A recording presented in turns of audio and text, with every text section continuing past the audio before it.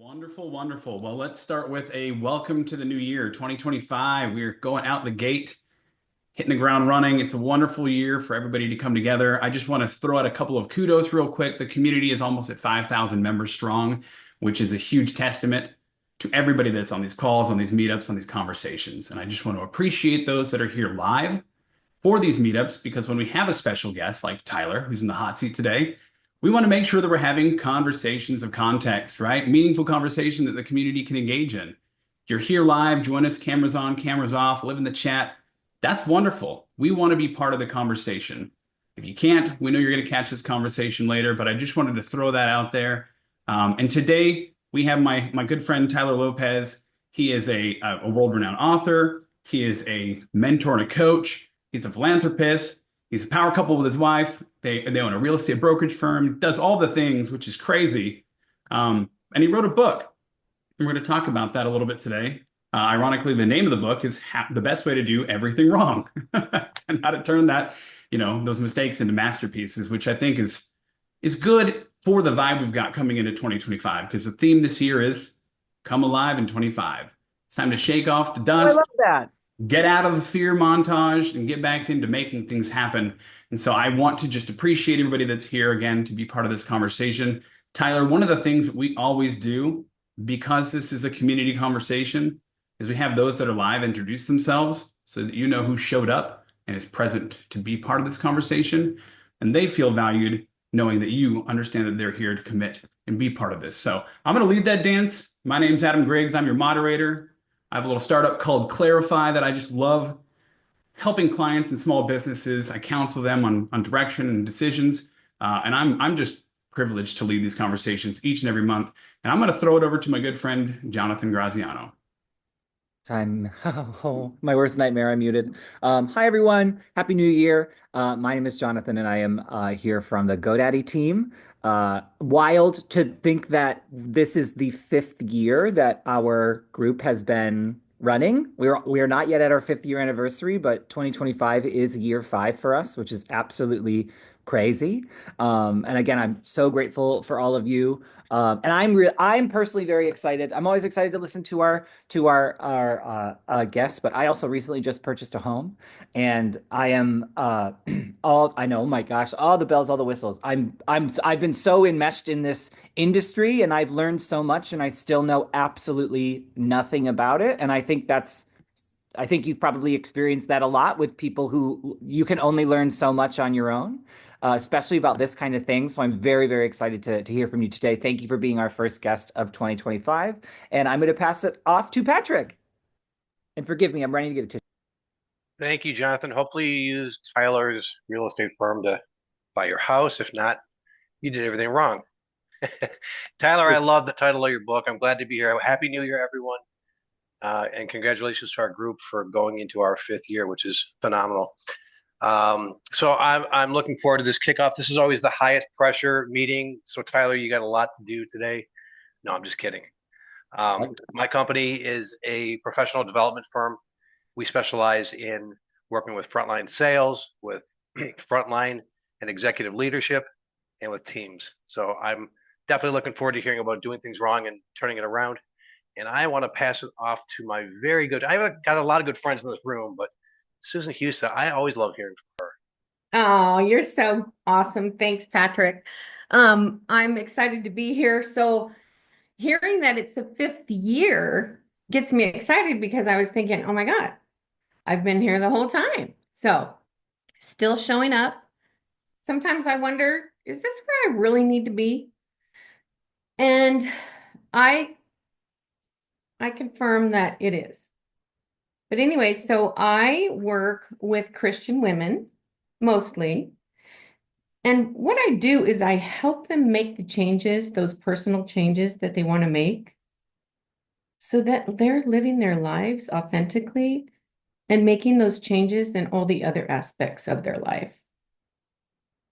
So I love that we're going to be talking about doing things wrong. Contrarian entrepreneur is something that comes to mind. So I'm looking forward to hearing what you have to share today. Good to be here. Thanks, Susan. Welcome, Patrick. Amy, are you want to introduce yourself real quick? Well, yes, I would love to. Hey guys, Happy New Year.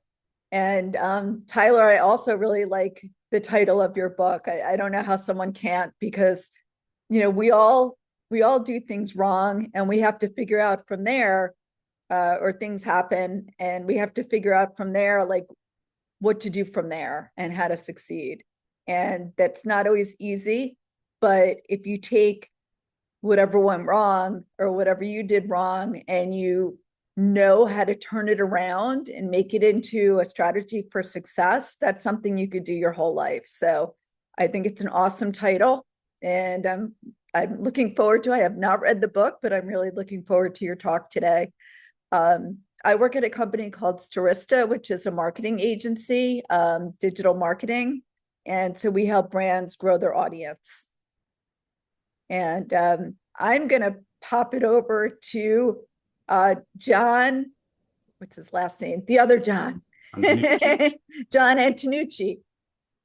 Very good. Man, I was really hoping. I was really hoping to be able to say I don't know who that is, but good afternoon to those of you that are with me on the East Coast or in Europe, and good morning to the rest of the group, who I think is mostly in the Midwest.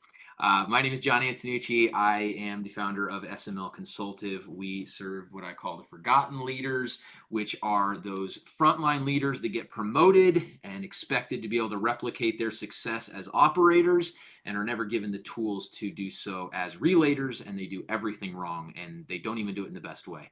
So thankful to be able to be here. Looking forward to what you share today. And yeah, good to see everyone again for first time in a little while.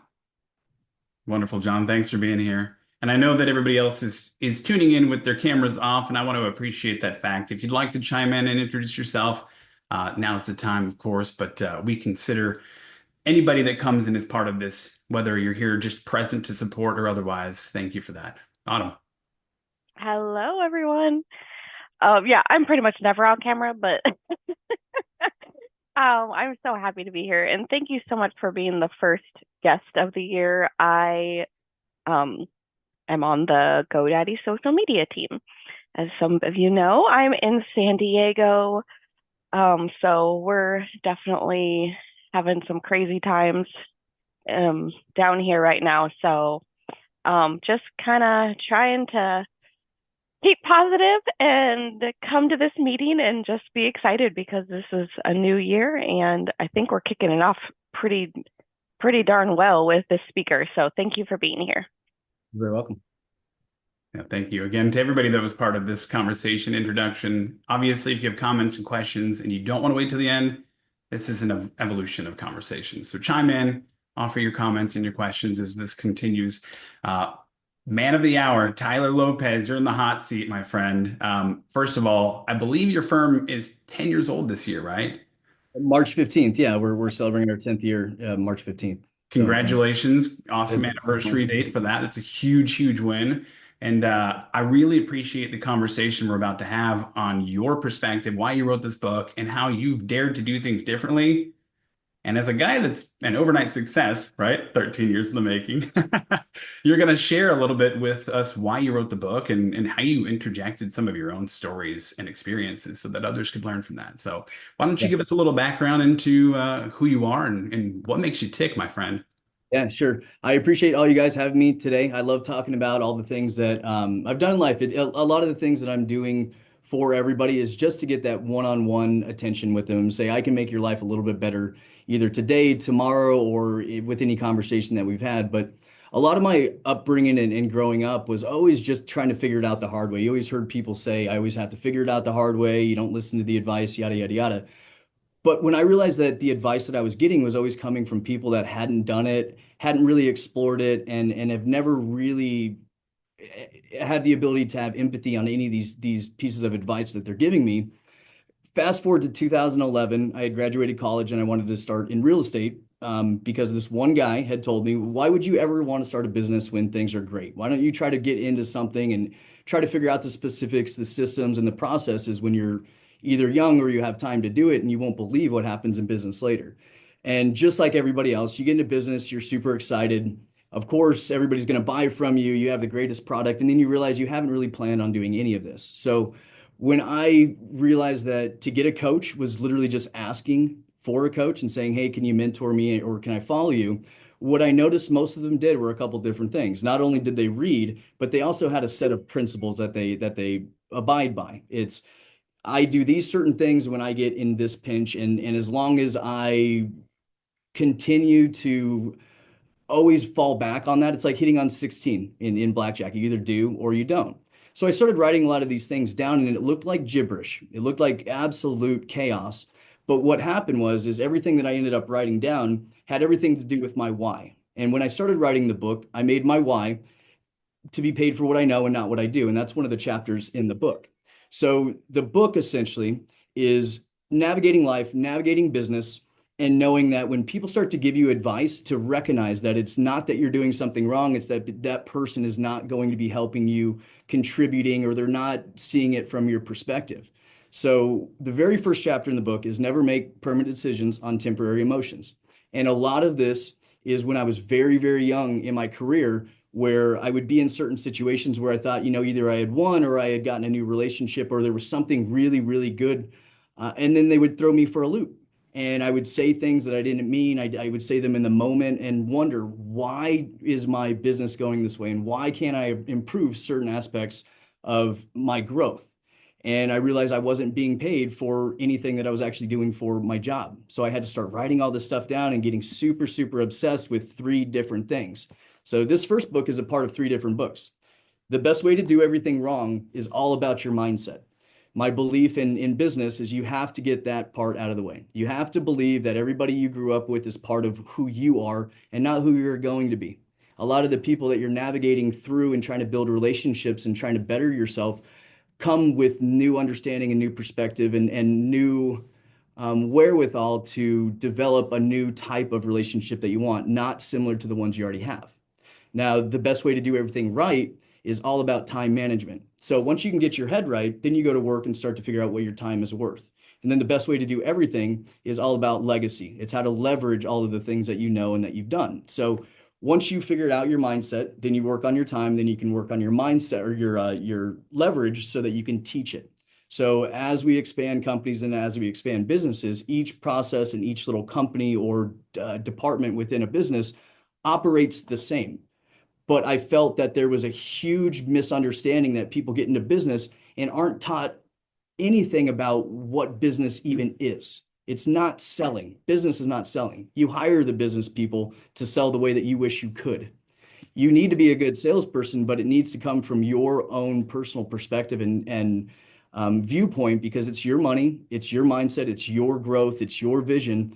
But the book is always meant to be able to share that with people and to have good talking points to tell people just to get over that hump that's waiting in. It's that little thing on your shoulder that's saying, oh, you better not do that because somebody might say something or somebody might steal from you or somebody might, throw you for a loop or somebody might cheat or die or whatever all these circumstances. It's to ground yourself and to look at all your friends and your family to go, no, I have a set of principles and this is what's important to me. And I would love if you're a part of it. I think that's a pretty good overview of what I'm trying to get. No, I appreciate that. I think the book does, and it's an easy read, guys. I would 100% encourage you to pick the book up because it's a wonderful read and it's a great way to ensure that you're shifting your mindset from fear to, abundance in this year. And it's really tactical and practical. I will say that, you mentioned, Tyler, that the best way through a minefield is following somebody else who's done it, right? And usually those offering advice, you want to make sure that if they are offering advice, if they're true mentors, that they've actually done what you're setting out to do. Elevating your own personality and your own capabilities will come in time with experience. And so sometimes we have to dare to try regardless, right? Because we don't always have the understanding or the people that are offering advice that isn't, shallow or just cast, because people love offering advice. 2025 is coming, like we're alive in it right now, right? We're in a new year. And everybody in this community is a small business owner, a leader, or a mentor that really serves their local communities. And it's very, very difficult to take a step back when you're setting goals and aspirations and not be paralyzed by fear or analysis paralysis. A lot of what we do comes from the projection that there's going to be a setback or we're gonna do it wrong, or somebody's gonna think some specific way that we should have done it better. And that coulda, woulda, shoulda mindset leads to withdrawal. It leads to lackluster experience. And ultimately, it erodes what you're talking about, which is the alignment of your principles and why you do what you do, right? And in your book, you actually talk a little bit about people that know the value of nothing, right? Like, they know the price of everything, but the value of nothing. And so I love that your perspective is not necessarily saying go out there and just mess up, right? Don't go out there and just make a mess, but understand that if you're in a meaningful business, if you're tackling something that really is your passion, that means you have a problem you're solving and you're going to have obstacles. And looking at those obstacles, those setbacks, will allow you to have insights and grow who you are and who you're meant to be instead of casting this preconceived notion of who you think you should be, who you're expected to be, and all those things that really hold us back. So I would love if you share a little bit on your perspective on why you put that in the book specifically. So I believe price and money and the stigma behind what money does and how it works is always an excuse that people know that is like a taboo thing to go, you know what, you made me uncomfortable, so now it's too much. Or I don't like you, so I'm going to say that the price doesn't matter. I just don't like you, when it really was the price. So a lot of these situations that we're in, price and money and the taboo behind what money does and how it feels needs to, in my perspective, be taught and taken a lot more serious, because ultimately it's kind of the scoreboard. Everything's not about money, but a healthy business is really developed around the number of healthy relationships that they have around them. Trust is earned in drops and lost in buckets. So as soon as you take money or steal money or spend money wisely for somebody, they know that you respect their inner thoughts and their perspective and their emotions towards what we're doing a lot more than just the way that you feel it as a sale, or thank God my systems, my process has worked. So, and you had brought it up before. I believe personally 100% that there's not a right way to do anything, but there is definitely a wrong way. And I'm not saying that the whole book is about how to do it the wrong way. It's how to recognize that the way that you're doing it is not the wrong way. This is the path that people take in order to do it. When people know the price of everything and the value of nothing, it means you're not providing enough value. And when you have bought a similar product, service, person, or relationship and you're bought in, it was always the value that made you purchase it. It's very, very, very rarely the price, because we desire for very little.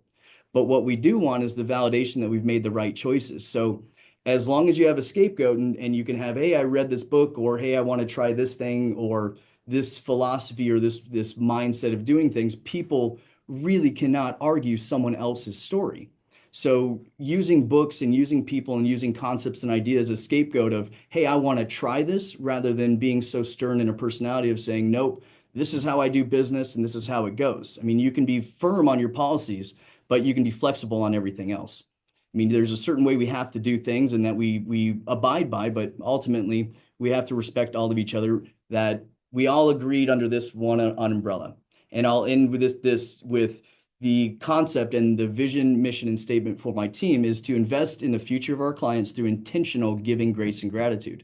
So that's printed on everything that we have, so that people know if you're having a bad day, a client's having a bad day, let's revert back to the best way to do everything wrong, which would be not caring, not developing, and not doing what we're capable of. So let's remember what got us here, and let's remember how to keep going forward based on the principles that we know better than everybody else, that most people are afraid to say out loud or declare that. No one notices nothing, like I said in another chapter in the book. It speaks bigger volumes than anything else, of people just acting like they're a part of the bigger picture without developing anything that's important to grow the company vision, mission, or statement.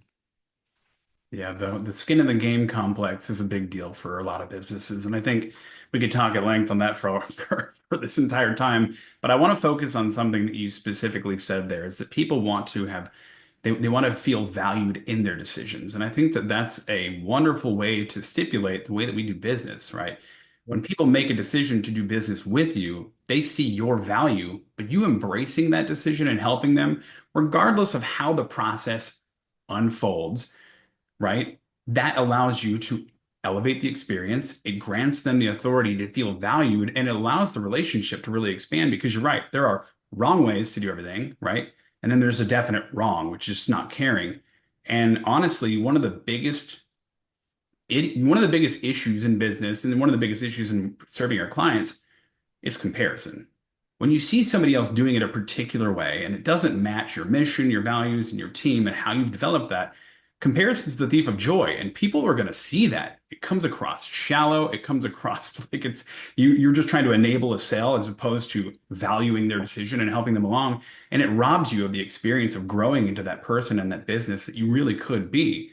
And so I love that you touch on that, because when you have that valued expectation of the experience that's shared together, you're shifting not only your clients' expectations, but your team's expectations. And now you're going from motivation to inspiration. And I think that is a big deal. And you write a little bit about that. Why don't we talk a little bit about the difference in motivation and inspiration, if you wouldn't mind? Yeah, motivation is what gets you going. Inspiration is what keeps you going. When I found out that exactly what you were just saying, Adam, I'm so glad you just brought that up, because when people are looking up to somebody and they say that's a great salesman, that's a great marriage, that's a whatever it is in their life, as soon as they see a fault in somewhere where they hadn't had specific eyes on and they see them failing in a certain part of their life, then all of a sudden they're completely discredited for the thing that somebody was following them for. Instead of understanding your perspective isn't that person's entire life, it's what got them to the life that got you to pay attention to them. So it's like looking at the guy with the Lamborghini and going, I definitely, I'm motivated to get a Lamborghini. No, you should be inspired to know what the guy that's driving the Lamborghini did to get that Lamborghini. And it has to be these broad ways of thinking about life to get people's attention. But there's something called the wheel of life. So there's plenty of different ways that you can measure and judge yourself on how happy you are in each level of your life. It's work, life, money, business, friends, family, self, spirituality, that sort of stuff. And what's interesting is every time that you want to gauge and judge yourself, one will always drop off and one will always go up. It's very difficult to have this completely perfectly rounded wheel of life saying you're completely satisfied. But what often gets missed is that people think that being motivated is what's going to get them to work and start selling. Getting them motivated is just, I want to be like that guy and I don't want to let that guy down, versus being inspired, which is going to work and going, I'm not going to let myself down because I'm following a different path and I'm inspired by the life that I now know that I can live, versus waking up one day and going, I need some kind of jolt of coffee or an energy pill or something because I saw something cool on Facebook this morning. It's just not like that. We often find a lot of people much more motivated with absolutely no attention to inspiration because they don't know what makes them feel like that and don't have any ability to look inside themselves and going, why do I even care about that? Or why do I want to be rich? Or what would I do with the money if I were rich? Or what even is rich? And those sorts of things paralyze a lot of people to think too far in advance versus thinking right in the moment of how good they can be at what they're proud of doing and being inspired of what they do well and doing the best at that. I'm really glad that you said that the way you did, because it's so easy to judge the faults of others, right? And allow that to be a motivating factor to make you feel better, but it's fleeting, it's momentary, right? And usually if you're doing that to them, you're doing it to yourself. And the ironic part about all of that is in order to stay inspired, you have to require yourself to desire more, which is to help others, to really build something of meaning and value. And you've got to be able to break through that. And that's what gets you out of bed. That's what gets you showing up. And I really appreciate that we're touching on that, because one of the things that I cannot appreciate enough is the grace that we have in this community. We have check-ins every month where we are real people. We are real people checking in, and we're talking about the highs, the lows, the ups, the downs, everything that's going on. We have special guests every month, right? And we're listening to these guests and what they bring to the table and growing from their value. But we also have check-ins. And that allows us to see that not everything's perfect. And we're all in this massive storm together, but we're in different boats. And I think that's inspiring. I think watching the consistency and the discipline and the continual push to better ourselves as a collective community is a wonderful way to inspire greatness and cast aside that judgment, cast aside that taboo of, ha, he fell, I'm going to laugh at it, or I no longer align because of one little thing and I have no idea why that occurred. And so I appreciate you for touching on that. And I know that was a long-winded answer to what you just said, but I wanted to No, the perspective is perfect, Adam, and we're still talking about the same thing because ultimately we're trying to inspire other people around us for that same validation.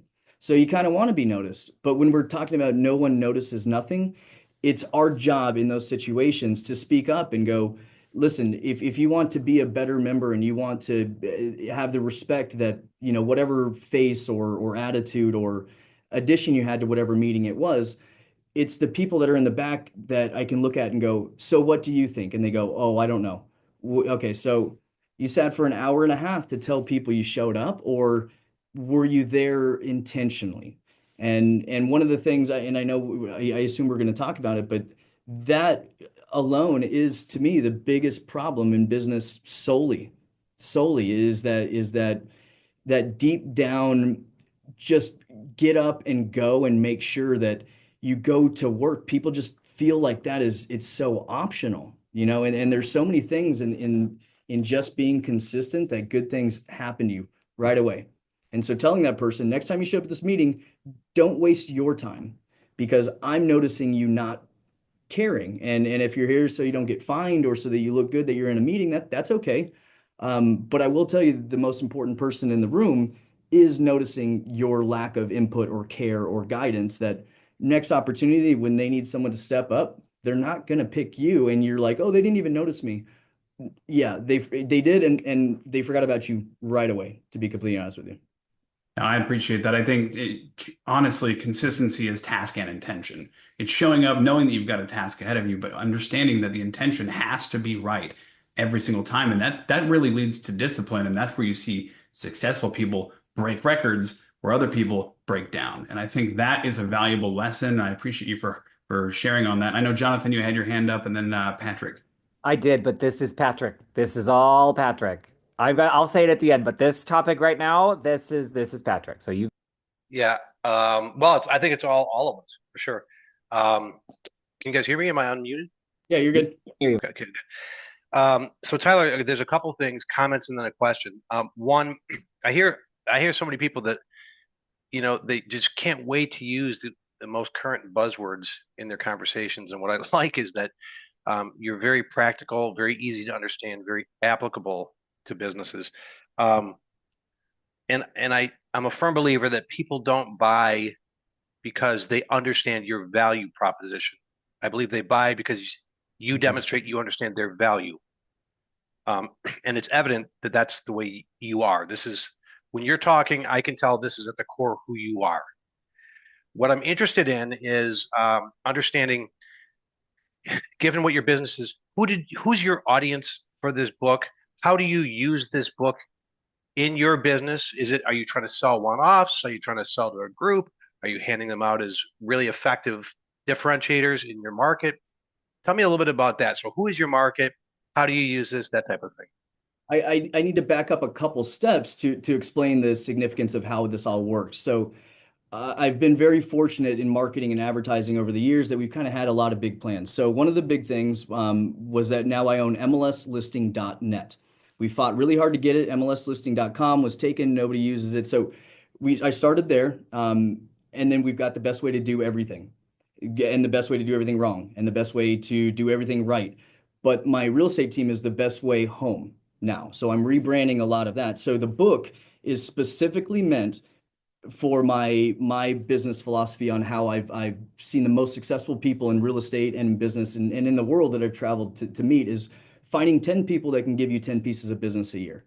And if you can be very specific in teaching and coaching these people on how to attract and attend and create these groups that are going to be around the people that you want to meet, providing them with certain amount of value that matches their demographic and their lifestyle and the things that they do at home, the roundabout answer is I need to get in front of as many people as possible that get in front of people they influence. So small business owners, 100,000, 200,000, 300,000, 5 to 15 employees.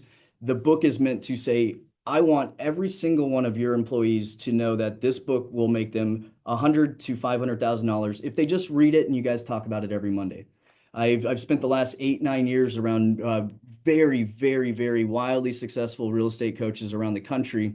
and they've been very, very inspirational. And I've been around them for a very long time and took a lot of good notes, and I still talk to a lot of them. So a lot of this, my target market, is to make sure that people like you can give this book to their team and say, let's go through these, let's figure out some principles, let's figure out where you're lacking in business, and just have very easy conversations around it, so that in turn you can call me someday, Patrick, and say, can you come give a speech in front of my team about one of my favorite speeches that I can give is, your ego is your amigo, and it's supposed to kind of piss you off. So that's a whole nother it's a whole nother concept. But my target market is to create everything in my life, Patrick, around all of the things that my ideal demographic and family that I want to work with, whether that's buying or selling them houses, bringing them into my family, bringing around my friends, just anybody that shares the same style of values. And if they don't, they can read my book and know how to be closer to me if they really want to. It's to elevate Yeah, everybody's life and do better in every facet they can imagine. I think the other thing I like too, I mean, it seems very evident to me. I love that you're sequencing, that mindset first.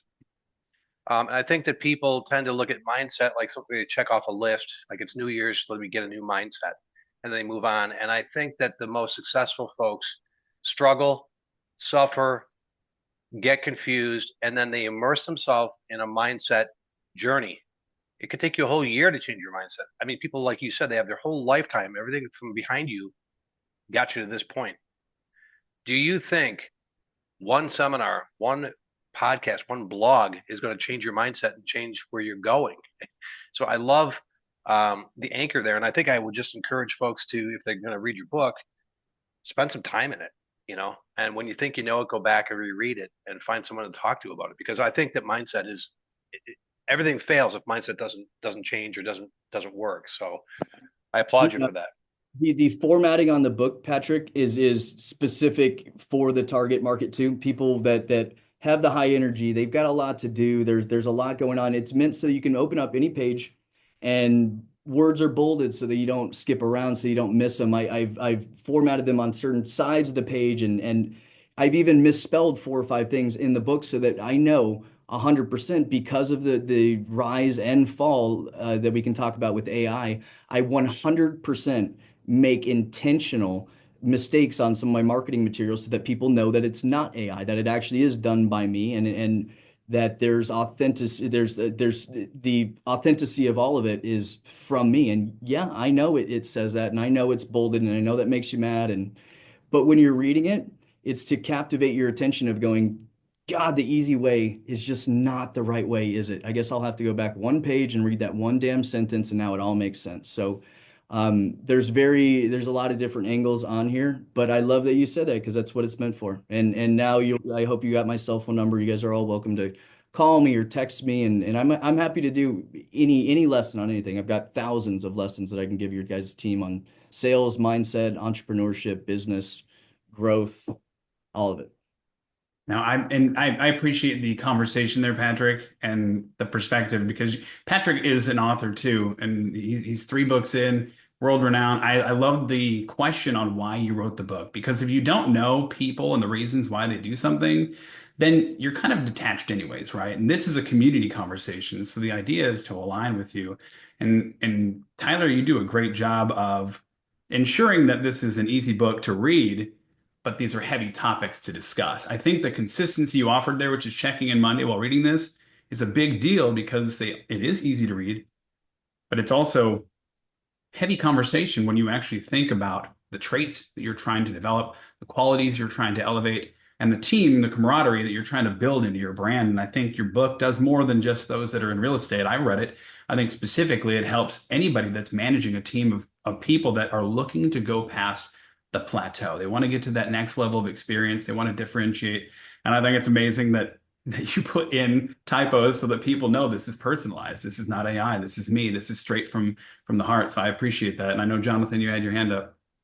I just think that's something that's going to become very almost necessary in a lot of ways. There are already, AI is such a helpful tool, and there are so many uses for it that truly are that adds such value to your day, but the human touch is going to be something that people have never not wanted that. Like even when there has been automation, even with all technological progress, there will always be people who just desire.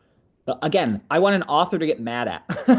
I want to know that if something's spelled wrong, I can look at a face and I can go, this is the person who screwed up, and know that I can have a conversation and learn about the intention behind that. And I think that's going to be something that's going to become much more popular and almost necessary moving forward, to kind of put almost like a handprint on something and just go, hey, I need you to know that, like, yes, this is valuable. Would you believe that there's a real person who came up with it? And it's wild that that's going to have to happen. I use AI like you wouldn't believe. I consider there to be very, very few people that don't know it and how to use it and implement it. Not just knowing about it, but actually using it and implementing, cloning yourself, cloning your voice, automated videos and photos and all the stuff. I know, but I don't. I need to know how to tell people to recognize it and how to use it and what its benefits are, not to take advantage of people and replace all the good and great that we do. Yeah. AI is going to replace all the stuff that's annoying. And I think the demise of business is that what AI is going to do is it's going to take away all the work that most business people spend just looking busy rather than making money. And they're going to ruin their businesses over it because they're going to go, now what do I do? Well, now you got to go and sell and be a businessman. And turns out you don't know how to do that. And so it's about being well-rounded and being able to use it to your advantage and not somebody else's disadvantage.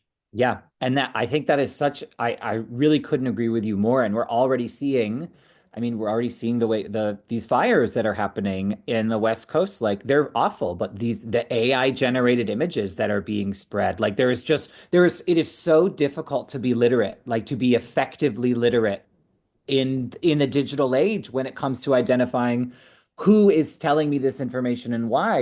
And not for nothing, when I have an issue with something I've ordered, with a service, with a product, and I don't care how many years have gone by, when I get an automated line, I want to talk to a person. It's that thing. Like, I don't want to talk to your smartest AI tool. There will never be you know what I mean? There will never be a day where that is what I want to do.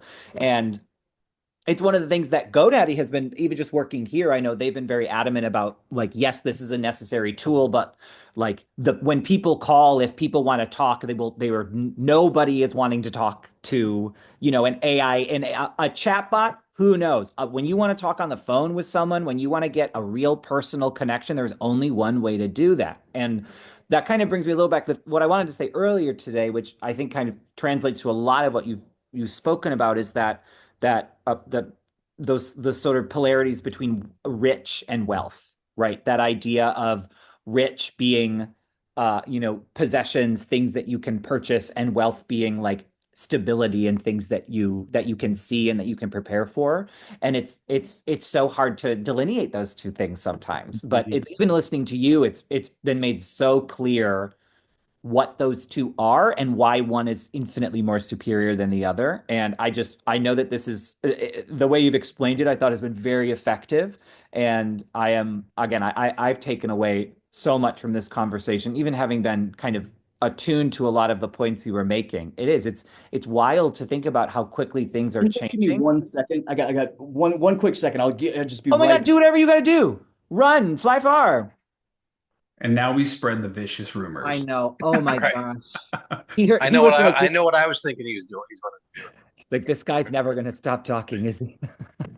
We love you know what's funny though? Is you hear all these people they can't wait to say, I want to be authentic, I'm my authentic self, authentic. And then they are the ones that use ChatGPT to write their blogs. Exactly. I'm like, okay, so the AI that always wins out is actually in person. Mm-hmm. That always wins. So anyway. Yeah. I agree with you that forever. And I think that will always, maybe one day, Lord knows I've been humbled many times before, but with everything that is happening with AI and with the evolution of tech and with the speed of all of it, I know there are going to be so many people who catch that wave and ride it. And there are going to be even more that just go, you know what? This is way too much for me. I'm not looking to build anything. I need something done very quickly. I need something done effectively, and I want it done by someone that I can call by name. And that will never not be valuable. I don't think. And it's wild. It's amazing to hear from, talking to all of you, but even being on this call in 2025 and knowing what does this year have in store for us with this technology and having the perspective, I think is very important. Sorry about that, guys. Now No, you're not you're at all. welcome. You're welcome. I hear One you. thing that I want to make sure we bring full circle here, by the way, is humanity. The touch of humanity in business is going to continue to be the strong play here in the future because you're right. Technology, AI, the ability to really create and generate funnels and try to delineate tasks, those are all going to continue to ramp up. But Jonathan mentioned this, understanding growth and being literate in a digital world that's really, really, really driven by generative content, that's a difficult thing. And Tyler, you touch on this on your book. So I want to ask you two things. Number one, you mentioned study people who study people, and I think that's a great way to cut through the noise. So I'd love to hear your thoughts on that and whether or not you used that when you were channeling your perspective when you're writing in the chapter in your book. And then the second part of that question is when people are studying you, what what gave you the courage to share the fact that you made mistakes because you're a guy online that looks like he's got it all together? So study people who study people came from being the fly on the wall and being the one that doesn't get to talk at meetings and having respect for somebody that is allowing you to follow them, mentor you, and like other real estate agents, hey, can I go in that room and hear that phone call? Can I go on that appointment with you and just be a fly on the wall? That as I'm studying these people, when you find out that when they want to impress somebody and be a good example, they always do it the right way the first time. And that's where target marketing and AI really gets offhand because you can be real specific on who your ideal client is, but you also have to know how to serve that client. And so studying the people who attract that type of client and not having an opinion was so important when I started thinking about wealth and money and that sort of stuff. Being a real estate agent, and everybody might disagree, but that there's a certain way that a real estate agent has to look on HGTV. That's what people expect. So if I'm studying people and they drive a Mercedes and they, have a really nice watch and they get their hair cut every week, I assume that that's something I really need to study. But when I noticed that most everybody I knew that had a certain abundance of life, they read a lot, they just were kind of always trying to tell me, you don't have anything to fix. There's nothing to fix. You're trying to solve problems in your own unique way and fashion to impress yourself in what you've learned and what you know, not to impress somebody else that wrote something about it. And you're like, you won't believe I did it. And most of those people can look at that and go, yeah, I know. I do too. And thank you. And I appreciate your effort. And that's to make us all better. The second part to that was which part? When you're sharing, since people are going to be studying you, what gave you the courage to share anecdotes about things that went wrong in your business and how you learned from it? There's knowing me personally, a lot of my people that I know, I mean, I'm kind of a wild card, but in a good way.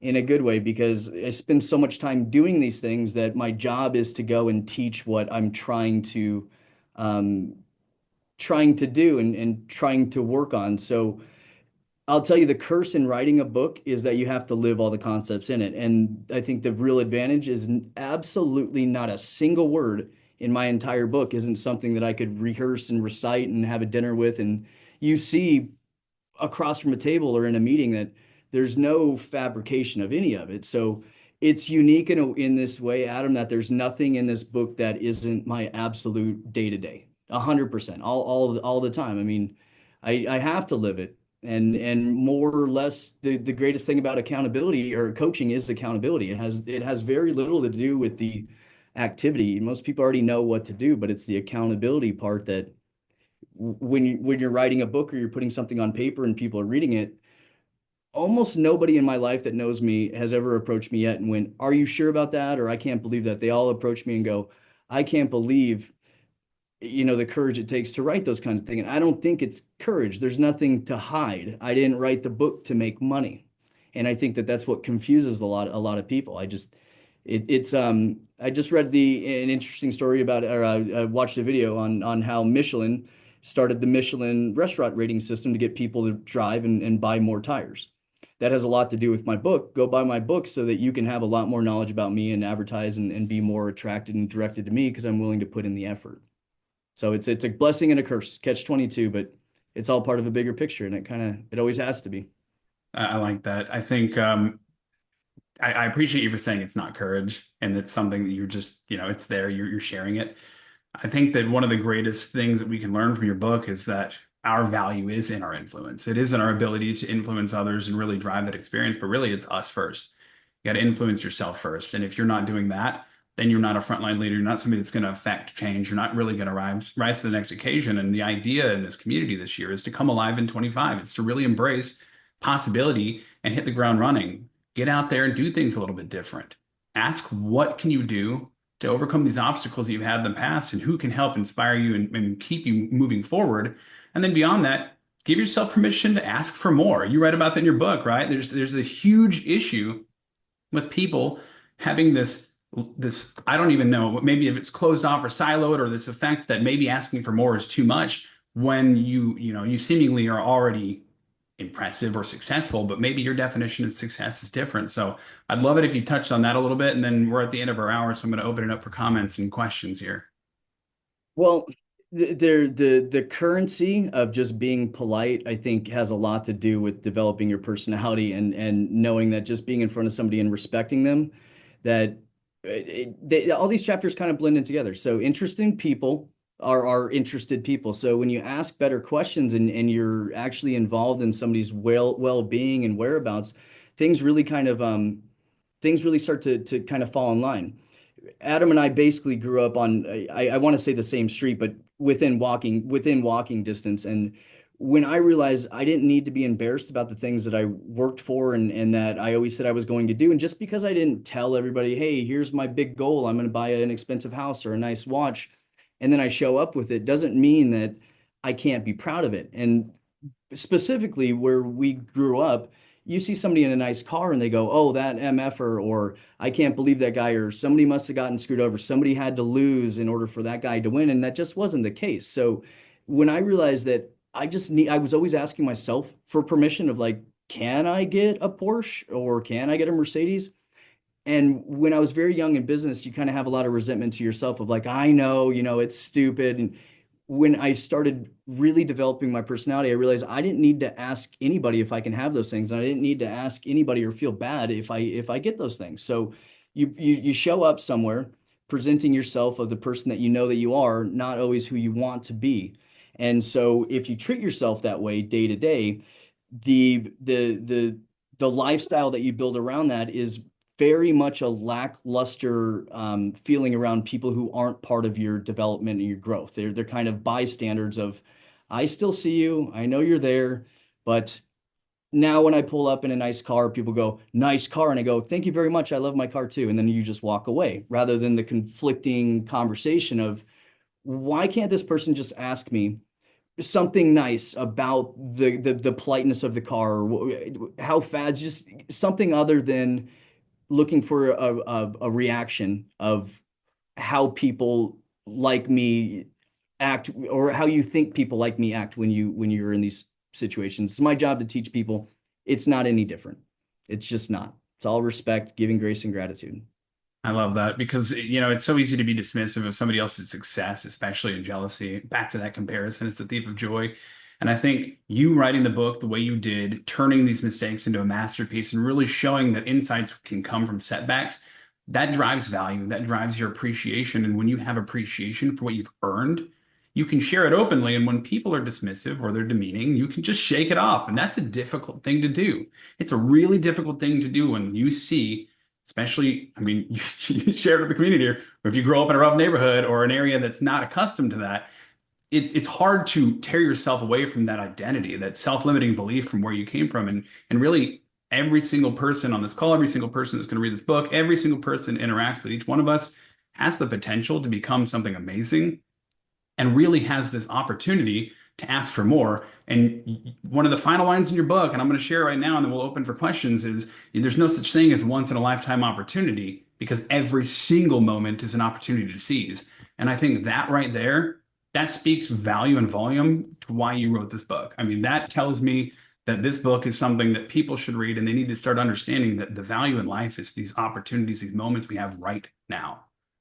Start to recognize that opportunity is the current opportunities most people have usually had are very passive. And when you start to develop a personality, you start to understand that the opportunities that are actually there are the ones that are created by you. They're not passive. They're very, very active opportunities, rather than people going, oh, I got lucky, or I got in front of this person, or finally the opportunities in front of me. They're always there.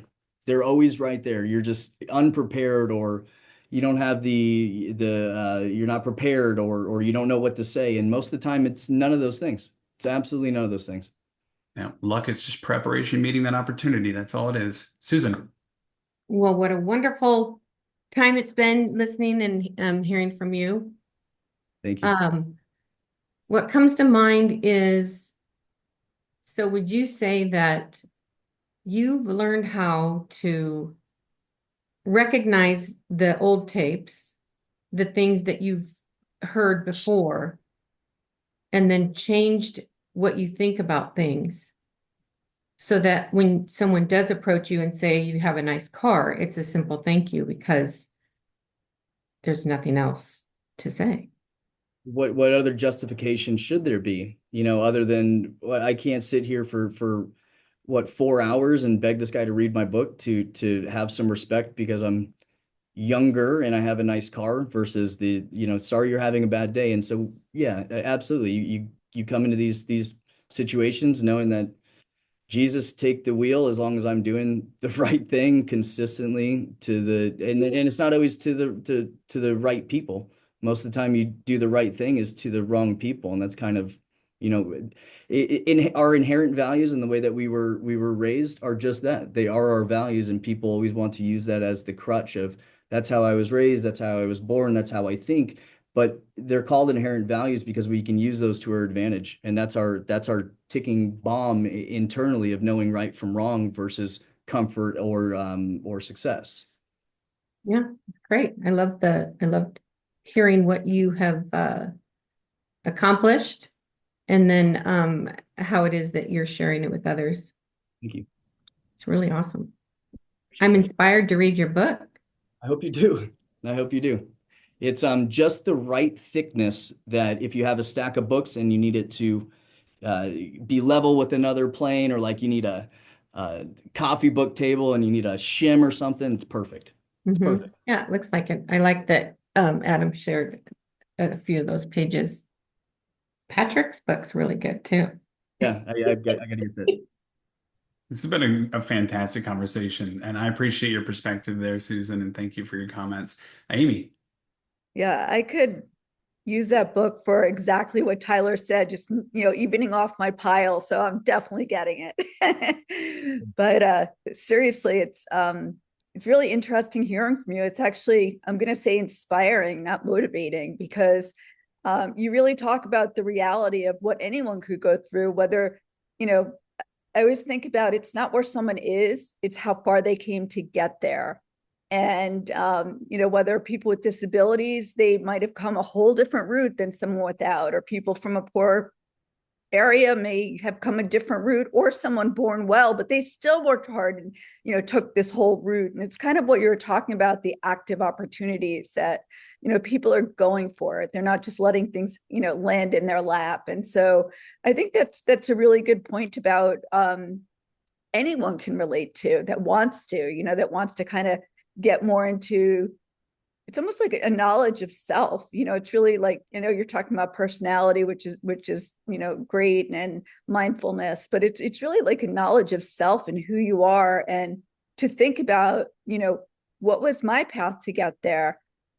It's, you don't, what's that saying about, don't say anything unless you walked a mile in my shoes, or something. Like, every single person's in that position, whether you're, a celebrity, or you're a billionaire, or you're a homeless person. You don't know what brought them there. And it's just like humbling to think of that. But what I really like also is that it touches on it like a personal, as a salesperson, as just a person, a human being, or as any kind of business person. Like, finding your space that feels good, that matches your values. And that's what I really like. So I am going to read that book. I'm going to use it to make my shelf even. And thank you. And I'd like to let you know what I think about it afterwards, if that's okay. I would love that. Well, and one note for you, and I really appreciate you saying that, is just take personal and mental note on when you're creating your comfort. Are you comfortable because you did all this planning and got you here and you're happy and you made all the right moves? Or are you reverting back to comfort and going, I wasn't ready for that yet, and I'm not going to go that part? Because both of them feel the same. Being nervous, being happy, being sad, and being mad has the same internal effect of being excited that you're about to do something really big, or really nervous that you're about to lose something you've worked really hard for. That internal feeling is exactly the same. And to notice based on the principles in your day-to-day, to know, are you reverting back to comfort, or are you in the comfort you created? Thank you. Scoff not at the successes of others, because they overcame those moments of insecurity, those moments of nervous analyzation, those moments that really hold back. And it really does come down to discipline. And Tyler, I want to appreciate you for taking your time today. And of course, our community members that were here live and part of this conversation. I know that it speaks volumes to start the year off talking about the best way to do everything wrong, but really understanding that insights and obstacles, those go hand in hand. They're going to be part of business, and growing from them is the best way forward. So get out there, do things right now, just like you say in your book. Before we close this out, since this is a community conversation, we want to continue it. Tyler, where is the best place that we can send our members to connect with you and continue this this chat? Yeah, I'm on Facebook. We're Tyler Lopez is exactly how to get there. My YouTube channel is The Best Way TV. MLSlisting.net is for my real estate, and that should cover pretty much all of it. My book is on Amazon, and I'll stay. I know you've got links to all this stuff too, Adam. But yeah, I'm if we're in Tucson, Pima County, Arizona, if you guys are ever close, I'm always available for this kind of stuff. And you know, as more I venture out into doing that sort of stuff, you guys can always hire me through my link tree, which is dash Tyler Lopez as well. So my link tree was probably the best way to go there. I'll give you my link tree for sure. Beautiful. Thank you so much. And I appreciate everything you shared with us. I appreciate the fact that you wrote this book and you put it out in the world. I know that takes courage. And for everybody that's starting off the year, congratulations, 2025. This is the time to really inspire yourself to come alive and take that next step. So thank you for being part of this community conversation, this check-in, and Tyler for being our special guest today. Thank you, guys. I appreciate everybody. I appreciate your time. Thank you, guys. I'll talk to you soon, Adam. Thank you very much. That's good. Bye, guys.